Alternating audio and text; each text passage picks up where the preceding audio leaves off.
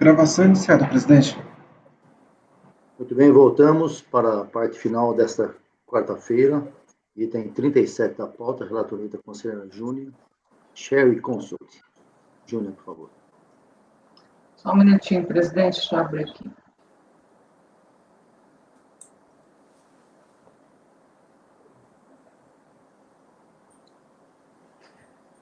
Esse aí eu até tentei corrigir, porque ficou uma indicação errada, como se fosse simples, mas não é simples não, tá?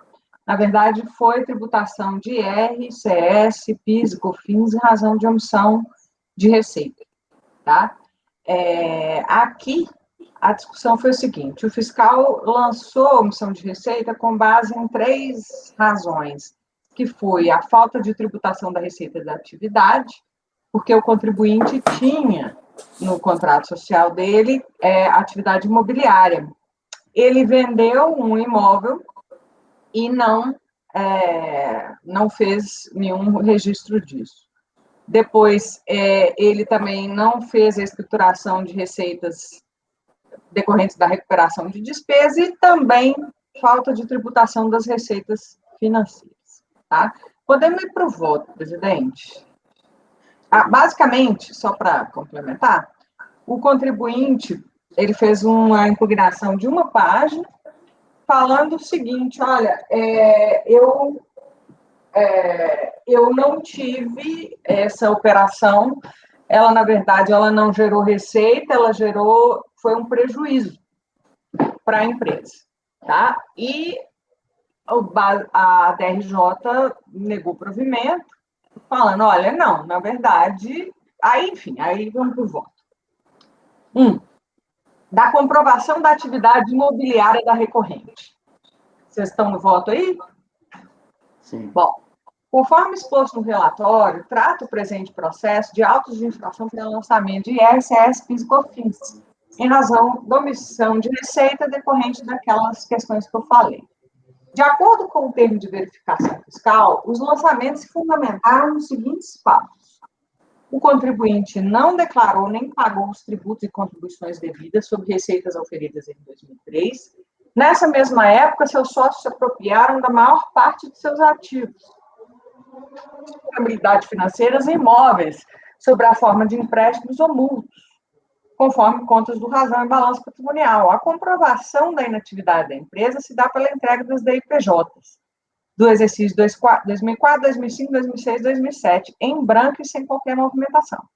Diante desses elementos, concluiu a autoridade fiscal que o contribuinte está inativo, sem que seu sócio tenha efetivado a baixa, liquidação e encerramento irregular. Isso porque permanecem pendentes de solução, entre outras obrigações tributárias e a destinação legal de seus ativos. Tendo em vista a dissolução irregular da sociedade, foi imputada a responsabilidade solidária. Em 2003, o contribuinte tinha como atividade a incorporação, compra e venda de imóveis e optou pelo regime do lucro presumido, mas nada informou como base de cálculo de IRCS, PIS e COFINS, e nada pagou e declarou como devido. No entanto, de acordo com a escritura pública de 10/2/2013, o registro de folha 111/114, o contribuinte alienou em fevereiro de 2003 o imóvel constituído pela fração ideal do terreno de área total, aí, pelo valor de 19.867.000 para MK Empreendimentos e outros compradores.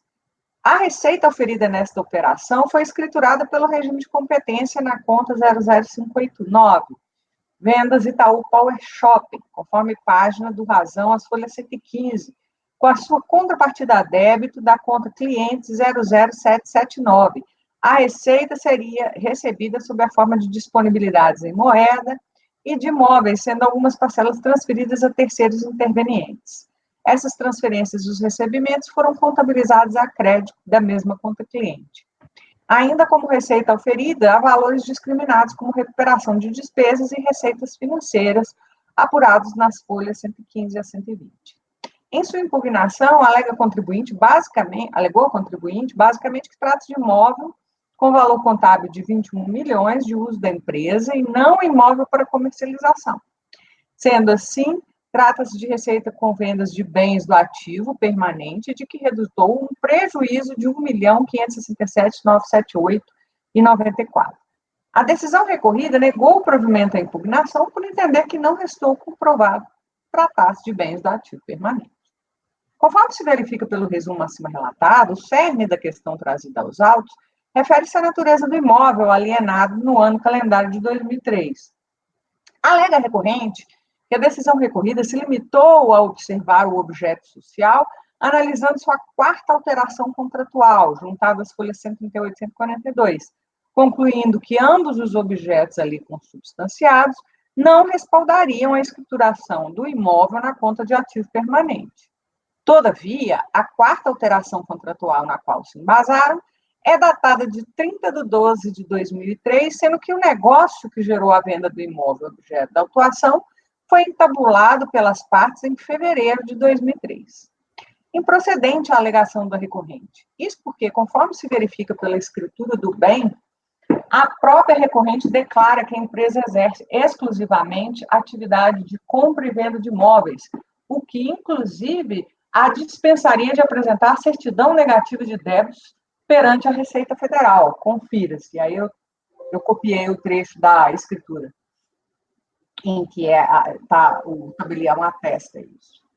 Alega a recorrente que o auditor especifica que a operação foi escriturada na conta 00589, resultado das vendas, de fração ideal 0836, mas denomina de forma temerária este lançamento de receita oferida e junta como comprovação apenas a folha do diário razão dessa conta, neste único dia, deixando de anexar lançamentos futuros efetuados na mesma conta, representados pelos custos da operação, ou seja, pela baixa do bem até o registro no ativo permanente, no valor de 11 milhões e pelas contrapartida das contas denominadas clientes, referente aos pagamentos efetuados a terceiros intervenientes, também com direito sobre o empreendimento no valor de 9 milhões. Somados os valores, perfazem a quantia de 21.434.978,24. Em primeiro lugar, como bem aponta a decisão recorrida, tal alegação pressupõe que estivesse comprovado tratar-se da venda de um bem do ativo permanente, ao invés de um imóvel para comercialização, o que, como visto, não restou comprovado. Além disso, como visto, a decisão recorrida também esclarece que, mesmo que se tratasse da venda de bem do ativo permanente, a autuada teria oferido um ganho de capital. Confira-se, aspas, além disso, com respeito ao IRPJ e SSL, a impugnante ainda teria de comprovar que o custo contábil da aquisição foi realmente superior ao obtido com a venda. A impugnante alega, sem comprovar, que este custo foi de 21.434.978,94. Todavia, se os dados constantes do balancete analítico, as folhas 148 e 155, trazidas aos autos pela autuada, fossem reputados válidos, infere-se que o custo não pode ter sido superior a 11.739.534,93, visto ser este o montante que teria sido baixado no ano calendário de 2003 do grupo de contas institulado Custo de Obras Próprias Itaú/Plaza Shopping. Admitindo-se apenas para argumentar que teria havido a venda de um item do ativo permanente em vez de imóvel para comercialização, ainda assim a autuada teria oferido um ganho de capital tributável, e não a perda alegada pela impugnante. E esse ganho, sendo a diferença entre o valor de venda e o custo contábil, atingiria 8.127.465,07, e seria bem maior que o lucro presumido apurado pelo autuante, que é igual a apenas 8% do valor da venda. Ou seja, chegar-se à conclusão de que o crédito tributário exigido é até menor do que o devido. Em face do exposto, tendo em vista que a atividade da recorrente é a compra e venda de imóveis, o valor obtido com a alienação em questão deve ser tributado para fins de IRPJ-CS como receita de vendas de imóveis para comercialização. 2. Da alegação de não incidência do PIS e COFINS sobre receitas financeiras. Alega ainda a recorrente a não incidência do PIS e da COFINS sobre receitas financeiras, uma vez que o Supremo Tribunal Federal teria reconhecido que, para as empresas optantes pelo lucro presumido, portanto, sujeitas à sistemática cumulativa, a base de cálculo seria o faturamento, assim entendido aquele resultante das receitas de venda de mercadoria ou serviços. É importante destacar que tal matéria não foi suscitada quando da impugnação. Sendo assim, poderia ser aplicável a preclusão prevista no artigo 70.235, o qual prevê: considerar-se-á não impugnada a matéria que não tenha sido expressamente contestada pelo impugnante. Todavia, no caso dos autos, a matéria suscitada pelo recorrente foi reconhecida pelo Supremo Tribunal Federal em sede de repercussão geral, a qual, por força do artigo 62 do regulamento do regimento interno do CARF, produz efeitos sobre as decisões proferidas por este Conselho. Esse tem sido o entendimento da Câmara Superior de Recursos Fiscais, da terceira sessão de julgamento, no julgamento, dentre outros, do acórdão 9303-008-030, conforme se verifica pela emenda abaixo reproduzida. Além disso, é importante destacar que, conforme definiu a Câmara Superior de Recursos Fiscais, no julgamento do acórdão 9101-000-514, a preclusão prevista no artigo 17 do Decreto 70.235 atinge a matéria não impugnada e não os fundamentos utilizados na sua impugnação. Confira-se. E aí é aquele trecho daquela decisão que eu já tinha mencionado antes. No caso dos autos, portanto, não deve incidir a contribuição ao PIS e a COFINS no regime cumulativo sobre receitas financeiras e as receitas não operacionais da contribuinte. Em face do exposto, dou provimento ao recurso para excluir da base de cálculo do PIS e da COFINS os valores das receitas, eu coloquei operacionais, mas não é, das receitas financeiras. É isso que eu ia falar, tá estranho aqui, então é financeiro. Financeiras. Provimento parcial para excluir só essa parte PIS e COFINS. Algum comentário?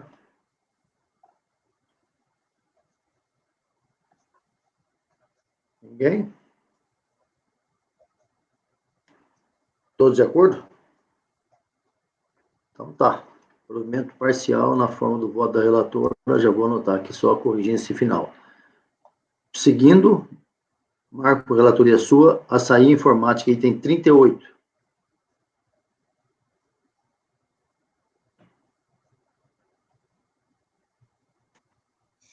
Vou ser bem sucinto, presidente. A Simples Nacional em deferimento. Ah, tá. Agora me lembrei. Esse processo tem uma peculiaridade, tá? Envolve, tá? Eu vou ter que ler ele, porque ele é bem peculiar, a matéria aqui. O contribuinte, ele fez... ele solicitou uma inclusão no Simples Nacional em 2018, ao qual ele foi definido por possuir débitos do PIS e COFINS relativos a 2012 a 2016, em situação de individualidade não suspensa com a Fazenda Nacional. Aí ele alega, aí uma confusão, ele fez confusão, tudo, ele entrou com uma revisão, tá? Ele retificou as DCTFs dele, todas de 2012 a 2016. Por quê? Porque ele descobriu, a posteriori, averigou que o PIS e COFINS dele era pelo regime, ele era originalmente, estava declarando tudo pelo regime não cumulativo, e posteriormente ele reapurou os tributos, e ao qual ele identificou, né, que teria pelo regime misto, então, menor tributo. Então, tudo que ele recolhera ou declarara entre 2012 e 2016, ele pagará maior, declarar e pagará maior. Então, ele entrou com esse pedido de revisão. Só que, nessa revisão de valores desses anos anteriores aí, ele cometeu um erro. E, então, ele retificou a DCTF com valores errados, tá? Até vou ler aqui, ó. Contudo, nesta revisão de valores, alega cometer um equívoco ao preencher a DCTF, primeira retificação. A DCTF foi retificada depois, indicando como valor principal este mais os juros e multa. Então, assim, por estar os 5 anos previsto na legislação, retificou suas obrigações acessórias da CTF, agora consta apenas o valor do tributo principal. A primeira retificação dos CTFs entregue foi anterior ao pedido de inclusão do Simples Nacional e a segunda após o termo de deferimento. Compulsando os autos, verifico que a retificação dos CTFs decorrente, a primeira, decorrente da reapuração dos valores, ocorreu em 8 de 11 de 2017, que consta que o alegado erro de informação indevida e a maior do valor do tributo. Então, ele identificou que estava pagando a maior durante vários anos, fez essa retificação, aí, só que na hora de fazer essa retificação, retificou errado. E aí o sistema processou e gerou esse erro, acusou esse erro. Ele também fez pedido de PERDECOMP, tá? No momento que ele fez a primeira retificação do STF, fez pedido de PERDECOMP, só que provavelmente foi tudo indeferido. Por quê? Porque ele retificou errado. Em 4 de 1 de 2018, fez solicitação de opção do Simples, ao qual foi informado das pendências detectadas para ingresso, que seriam do débito de PIS e COFINS do período de 2012 a 2016, conforme a listagem emitida no site do Receita Federal de 2009. Ali consta bem claro que deveria regularizar tais débitos até 31 de 1 de 2018. Em 29 de 1 de 2018, apresentou a opção por escrito, procurando esclarecer que os débitos cuja listagem obteve quando a opção via sistema eram indevidos em virtude da reapuração de valores que fez. É uma confusão. Tomou ciência do tempo de deferimento em 16 de 2. Em 8 de 3 de 2018, novamente retifica as DCTFs do período. Ou seja, agora é uma re-retificação. De 11 de 2012 a 2016, para simplificar. Agora reduzindo os valores do tributo principal, que foi o erro dele, conforme alega, e procura demonstrar excessivamente nos autos a recorrente. Assim, em 15 de março de 2018, apresentou manifestação de conformidade, reiterando as alegações da sua opção por escrito, desencadeando o processo administrativo. A decisão do RJ confirma as tentativas, não entra numa análise do mérito, de retificação do CTF após com um pedido de compensação, os PERDECOMPs. Contudo, entendendo que o contribuinte deveria ter comprovado com outros meios os créditos informados de DECOMP. Aqui eu achei errado a decisão do RJ. Ou seja, a discussão aqui é só sobre a exclusão do Simples. A discussão se o crédito dele existe ou não está lá nos processos, está nos pedidos de PERDECOMP, que não sei se ainda vão ser discutidos, vai virar litígio ou não. Tá? A princípio, isso aqui foi tudo feito lá em 2018, final de 2017, ou seja, está no prazo de homologação os PERDECOMPs. Só que a DRJ entendeu assim, olha, tudo bem, eu vejo aqui que tu retificou tudo, mas tu deveria ter trazido a contabilidade, tudo, que a gente faz nos processos de PERDECOMP.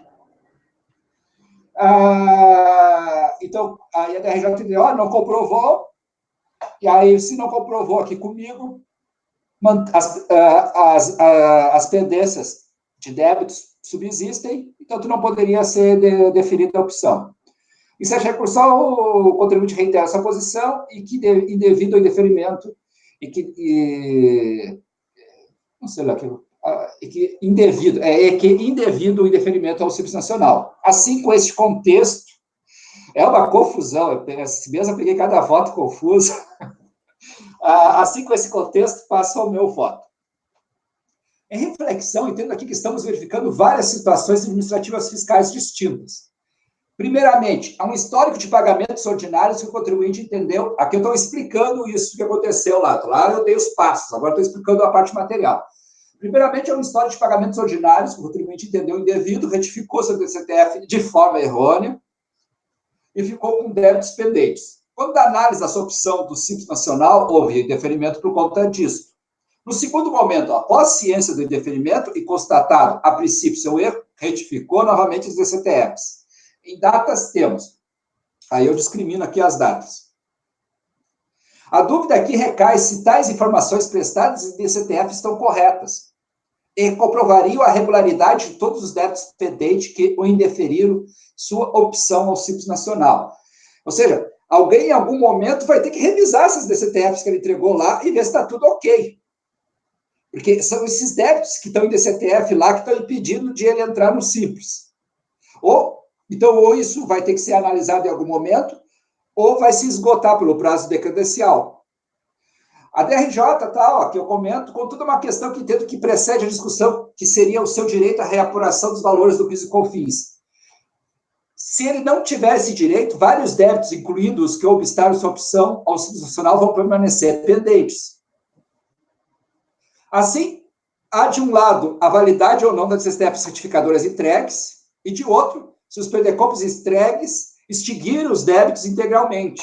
Tá? Que tem as DCTF certificadas, os perdecompos que, a princípio, pegaram esses créditos que ele diz que teria lá dessa reapuração de 2012 a 2016, pagando os débitos, e esses débitos estão lá no perdecompo. Então, eles estão na DCTF e no perdecompo. Então, alguém vai ter que olhar esses perdecompos em algum momento, ou eles vai ocorrer a homologação tácita. Assim, entendo que o processo não se encontra devidamente apto para julgamento, devendo retornar à sua unidade de origem para verificar se todos os débitos que motivaram o indeferimento da opção estão contemplados nas declarações entregues, se as declarações entregues estão corretas, devendo intimar o contribuinte a comprovar contabilmente e fiscalmente as informações ali prestadas. Ao final, elaborar relatório conclusivo se os débitos pendentes que impediram sua opção constitucional foram regularizados materialmente em 31 de 1 de 2018, assumindo que a nova retificação de CTF ocorrida em 8 de 13 de 2018, a retificação, foi só para sanar um erro de retificação anterior, se foi realmente esse erro. Ou seja, para mim, o que eu quero dizer aqui? Tá, tudo bem, ele entregou errado a DCTF, mas para essa retificação dele aí, lá, que ocorreu depois de 31 de janeiro, se ela fosse aceita como um erro material, supriria todos aqueles débitos que excluíram do Simples, aí, então eu estou baixando de diligência para fazer essa verificação. Aqui no caso aqui, talvez, em algum momento, tá? O que eu estou fazendo aqui é antecipar, ou pedir que antecipe, né? Cabe à unidade, se vai fazer a tempo, a análise desses DCTFs e perdecompos pertinentes. Ou homologar tacitamente isso, né? Se homologar tacitamente isso, os débitos ficariam deixando de existir e ele poderia optar. Eu não vi outra solução aqui. Sua proposta é converter em diligência. Alguém discorda? Então, julgamento encerrado, converter em diligência. Nós temos 10 minutos, eu tenho um processo meu pendente de ontem, mas eu acho que ele vai tomar mais do que isso, então vou deixá-lo para amanhã. Eu vou encerrar o dia de hoje com, acredito que seja um processo mais tranquilo, acredito. Né? Então, Pagano, você consegue fazer esse processo da IBE Business Education aí? Acho que já fizemos um desse processo ontem, dessa empresa, é outro esse? Eu item 46 esse. São 3 dessa empresa, a gente fez um, faltam 2, mas não são idênticos não, viu, presidente? Então, você quer fazer isso aí? Dá para nós fazermos aí, sei lá, é obrigado a fazer em 10 minutos, mas é um processo simples isso aí? Não é muito simples. Então, não. Qual que é o número mesmo, presidente? É o 46 e tem o 48, Resinter Resinas. Só para a gente fechar a tarde aqui, para não começar e avançar muito no horário. Só por isso. Deixa eu olhar esse IBE primeiro, porque eu lembro que tem um deles, um dos 3 não é tão simples, tá? 2037. Enquanto ele vê isso aí, na Locatelli, o item 35, só para confirmar a anotação minha aqui, Locatelli foi relatoria do Pagano, a Júnia divergiu para dar provimento, e você também, né, Tiago? Sim, eu e a Júnia. Perfeito, obrigado.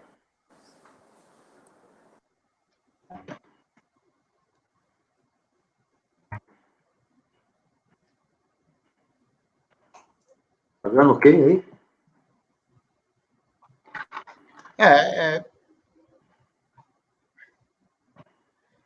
Se tiver Esse daqui, presidente, ele é mais ou menos simples, não dá para resumir muito, mas ele não deve... Desculpe. Tem o meu 71. O 71 acho que não é difícil não, hein? O 71 não é o que o do patrono lá que não veio? Não. Aquele é o de ontem, é o... 72. 52. 52, isso. Então tá bom, Pagano. Vamos fazer isso do Luciano aí. Qual é o número, Luciano? O da Resinter pode ser mais fácil, vocês sabem. Pagano, vamos fazer do Luciano. Ele disse aí, deixa você para amanhã. Qual que é o seu, Luciano? 71, presidente. 71. Então vamos fazer isso aqui para encerrar o dia. Tá, deixa eu só abrir o relatório. Vamos lá. Alda Cavalcante Melo. Esse mesmo. Só um pouquinho. Ele já está na base. Vamos lá. Trata-se de um recurso voluntário. Auto-infração por omissões de receita. Omissão de receita de mercadoria e insumos não contabilizados e pagamentos efetuados com recursos estranhos à contabilidade. Apresentou a impugnação, basicamente alegando, não seria adequado levar em conta apenas as notas da fornecedora. Deixa eu só explicar o contexto, presidente.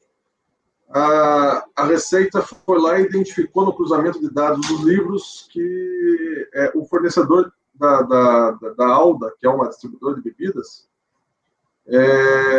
ela tinha, e quem cede para ela, quem fornece é a Norsa, inclusive, que nós já julgamos alguns casos aqui, e aí ela fez o cruzamento e verificou que havia muito mais notas de vendas do que efetivamente declarado. Daí teve omissão. Então, não seria adequado levar em conta isso na impugnação, apenas notas da fornecedora, não se sabe quais notas fiscais não foram contabilizadas, o auto de infração não poderia se embasar em documentos que tenham fé pública, pois a fornecedora é pessoa jurídica de direito privado, questiona sobre a quem teria sido entregues as mercadorias em tese adquiridas, apenas os livros contábeis da fornecedora foram entregues, não poderia estar ela errada, compras podem até servir de indício do ilícito, mas não dá certeza, enfim, foi nessa linha, né? A diferença de faturamento declarado e apurado pela autoridade fiscal está matematicamente equivocada. Falta de contabilização de compras não significa obrigatoriamente omissão de receitas. Para o cômputo do AI, não foi levado em conta os custos. Haveria a possibilidade de fazer o arbitamento do lucro com base no artigo 530 do RIR, e requereu o cancelamento do auto de infração. Aí foi realizada uma diligência. A diligência, basicamente, pela DRJ, foi realizada a diligência, pedido de diligência. A diligência foi requerido que fosse juntada a documentação relativa à ciência do lançamento, esclarecimento sobre alguns valores tributados e sua relação com os demonstrativos de notas fiscais não contabilizadas, e qual seria o amparo em relação à multa. Aí a DRJ foi procedência parcial, decidiu por procedência parcial, recorrente se defendeu apenas sobre a primeira infração, mercadorias, matérias-primas e outros insumos não contabilizados. Ela não refutou a diligência, né, e tendo em vista que houve algum equívoco, efetivamente no auto de infração, eles reduziram, então, em 237.114,59. Aí apresentou um recurso voluntário, a recorrente, alegando que o auto de infração foi baseado em informações de pessoa jurídica e direito privado, mesma situação na impugnação, né? Presunção legal com base em informações de terceiros, sem comprovação. Pagamentos podem ter sido efetuados, mas não há prova que se refere. Poderia ter sido feito arbitramento. As notas fiscais não podem servir de base de cálculo para o tributo, pois para toda venda há um custo correspondente. A autoridade tinha todas as condições para apurar o resultado da operação de empresa, deveria ter sido concedido prazo para a regularização da escrituração e requer o cancelamento do débito ao final. Passo agora para o voto, presidente. Perfeito. Lá no parágrafo 9º, o recurso é tempestivo e eu conheço. Passo a apreciar. Parágrafo 11. De acordo com a recorrente, o auto de infração foi instruído com informações e documentos de uma pessoa de direito privado, que seria a principal fornecedora da contribuinte. Por ter essa natureza, não haveria fé pública, sendo que não se poderia utilizar a afirmação de um empregado da fornecedora que apresenta livro, mas não notas fiscais. Segundo ela, ainda a presunção legal sem comprovação é descabida, e chega a reconhecer que pode ter havido pagamentos, mas não há qualquer prova de que são decorrentes das notas fiscais emitidas contra a impugnante. Alega ainda que as notas fiscais não podem servir de base de cálculo para os tributos, uma vez que não tratam do valor de venda efetivo, pois a toda venda há um custo correspondente. Não merecem prosperar os argumentos da recorrente.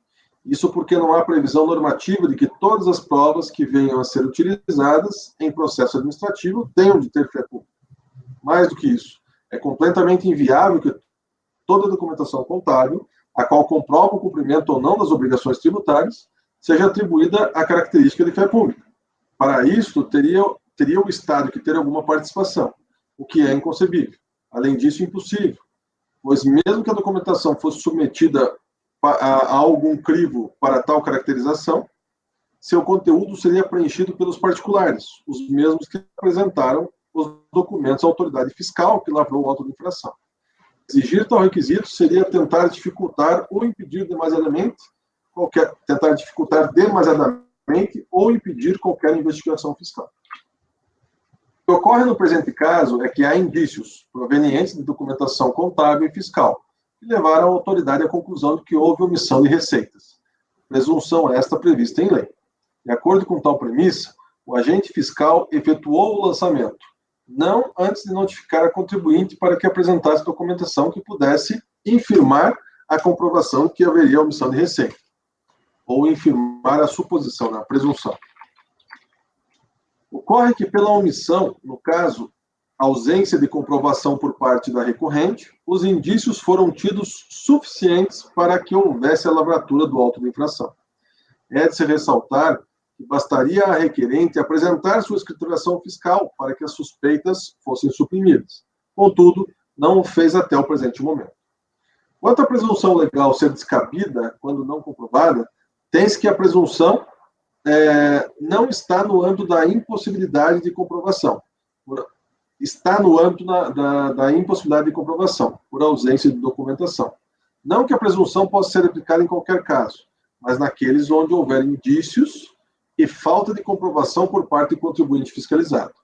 No presente caso, houve demonstração, inclusive exata sobre os valores pagos à fornecedora, coisa que até a contribuinte reconheceu, quando menciona que pagamentos podem ter sido efetuados, mas depois diz que não foram referentes às notas indicadas. Não há como se reconhecer tais afirmações por parte da recorrente, sem a documentação que possa comprovar. Sobre as notas fiscais de terceiros servirem de comprovação, estas são sim suficientes para fornecer indícios que possam servir de caracterização de omissão de receitas, podendo ser refutadas quando houver apresentação de provas por parte do contribuinte. Sobre a comprovação de custos para o abatimento ou dedução, é necessário que haja comprovação destes, por meio de escrituração contábil, não podendo partir de um pressuposto lógico para a definição de sua existência ou seu montante. Arbitragem, regularização, escrituração e apuração. De acordo com os argumentos da recorrente, o arbitramento do lucro poderia ter sido feito, com base no artigo 530 do RIR 99. Era de se esperar que a fiscalização concedesse prazo para a regularização de sua escrituração e, consequentemente, a apuração do lucro real. Além disso, a autoridade fiscal tinha todas as condições para apurar o resultado das operações da empresa. No caso em questão, há a existência de notas fiscais não refutadas que demonstram exatamente quais as operações não foram escrituradas, não havendo necessidade de se efetuar o arbitramento, nos termos do artigo 148 do CTN. Não há qualquer dispositivo normativo que preveja que a autoridade fiscal deva dar prazo para que a escrituração, que não feita, dentro dos prazos e nos termos da legislação, seja então feita. Isto é de responsabilidade da requerente. No mesmo sentido, a legislação definiu os procedimentos de verificação e levantamento de valores omitidos, os quais foram observados pela autoridade em seus procedimentos. Nesta feita, não se encontram motivos para a reforma do acordo da RJ. Diante do exposto, voto no sentido de conhecer o recurso voluntário para, no mérito, negar-lhe provimento, de forma a manter a decisão da RJ pelos fundamentos acima expostos. Acho que está bem claro, né, o voto, sem nenhuma dúvida, eu acredito. Alguém quer se manifestar a respeito? Não? Então, por unanimidade, negado o provimento, julgamento encerrado. Eu quero agradecer a presença de todos nessa quarta-feira, né? Dia de bastante trabalho, cansativo, mas conseguimos desenvolver bem. Temos apenas em torno de 7 processos remanescentes. E amanhã a pauta é um pouco mais tranquila, menor, né? Sempre a gente mantém a pauta um pouco menor no último dia. Então, acredito que a gente vai conseguir, de forma tranquila, vencer essa pauta e cumprir o nosso trabalho. Agradeço a todos e agradeço especialmente a Carmen pela presença como suplente nesses 2 dias, substituindo o conselheiro Evandro, que por motivos de saúde não pôde comparecer ontem e hoje, mas amanhã deve retornar. Mas eu agradeço a Carmen pela presença sempre ativa e brilhante, somando muito nesse colegiado, como já tantas vezes já veio. Tá bom, Carmen? Muito obrigado. Eu é que agradeço, presidente, de ter a oportunidade de participar, né, com todos esses experts, né, e aprendi muito, como todas as vezes, né, eu é que agradeço a oportunidade. Nós também aprendemos sempre com você e às vezes a gente sobe um pouco o tom aqui nos debates e nos embates, mas sempre... Não, isso aí... Tá? Eu agradeço Tá bastante ótimo. a todos. Tá? Agradeço também ao Marco Antônio em Brasília e amanhã, a partir de 9 horas, a gente está de volta. Um grande abraço, uma boa noite e até amanhã. Obrigado a todos. Amém.